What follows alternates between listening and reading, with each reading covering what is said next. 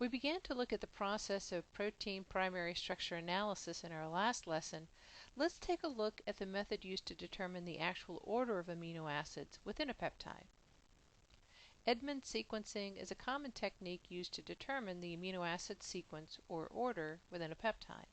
This process can be automated to determine the sequence of a peptide containing from 10 to 40 amino acids in approximately 30 minutes. The limitation is that the signal degrades over time, and this is why there is a size limitation on the fragments that can be analyzed. This method also allows us to determine the two ends of our protein, so we need not use a separate method for that. The reagent phenylisothiocyanate is added to the solution of protein, and it will react with the amine group at the terminus of the peptide.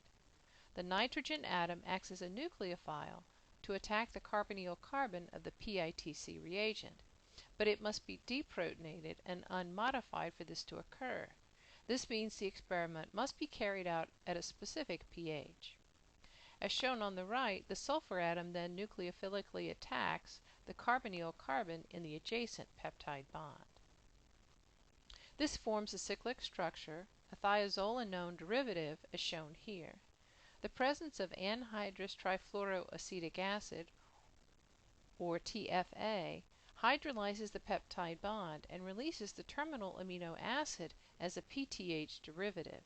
This can then be compared to a series of amino acid standards in order to determine its identity. The value of this technique lies in the fact that although the terminal residue is released, the remainder of the peptide remains intact and may be subjected to the next round of analysis.